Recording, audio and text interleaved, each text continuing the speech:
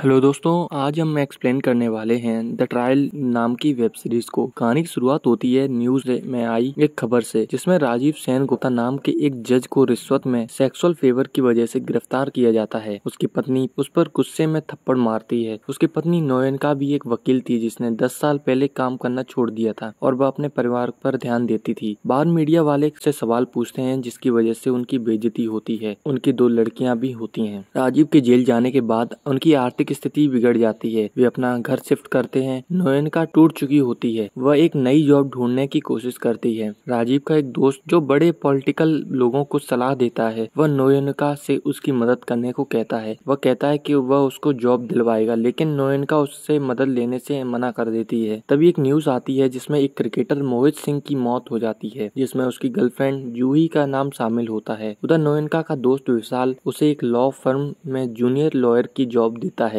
जिसमें वह खुद काम करता है, जिसकी हेड मालिनी होती हैं। वहाँ उसे धीरज नाम का एक जूनियर लॉयर भी उससे मिलता है। मालिनी नोएनका से मिलती है जो उस लॉ फर्म की हेड होती हैं। वह उसे मोहित सिंह के केस के बारे में बताती है और जूही की डेट आगे बढ़ाने के लिए जज को मालिनी का नाम बताए, जिससे वह डेट आगे बढ़ा देगा क्योंकि मालिनी किसी दूसरे केस में जाती है। जब नोएनका कोर्ट रूम में जाती है, जज उसके पति के बारे में बात करता है और फिर केस स्टार्ट करता है। जब नोएनका जज को मालिनी का नाम लेकर डेट बढ़ाने को कहती है तो जज उसे अपनी दलील देने को कहता है, नहीं तो जूही को कस्टडी में ही रखा जाएगा, ऐसा वह कहता है। नोएनका परेशान हो जाती है क्योंकि मालिनी ने कहा था कि जज उसके नाम से डेट आगे बढ़ा देगा, तो वह कैसे भी करके जूही को बेल दिलवा देती है, जिससे मालिनी गुस्सा होती है क्योंकि जूही ने अपने वकील नोएनका को बना लिया है। नोएनका जूही को लेने जाती है जहाँ सनास मिलती है जो मालिनी के लिए काम करती है। वे दोनों जूही से पूछताछ करते हैं। वह बताती है कि उसका झगड़ा हुआ था मोहित से, जिसके बाद वह मर गया, और ये बताते वह रोने लगती है। घर जाकर नोएनका अपनी लड़कियों से मिलती है जो बताती हैं कि उन्हें स्कूल में एक लड़का मयूर चिढ़ाता है उसके पिता के नाम से, तो वह उन्हें समझाती है कि ये सब उन्हें इग्नोर करना होगा। अगले दिन राजीव का दोस्त नोएनका से मिलता है जो उसे बताता है कि मोहित का कोच एक लॉयर ढूंढ रहा है। कोर्ट में पुलिस बताती है कि मोहित और जूही की लड़ाई होती थी, जिसकी वजह से उसने अपनी हत्या की है। सना मोहित के कोच पर नजर रखती है जो उसकी अकेडमी में एक प्लेयर से पूछताछ करती है, तो पता चलता है कि कोच डोपिंग कराता था प्लेयर्स को। अगले दिन नोएनका उस प्लेयर को कोर्ट रूम में बुलाती है और कोच से डोपिंग के बारे में पूछती है, तो धोखे से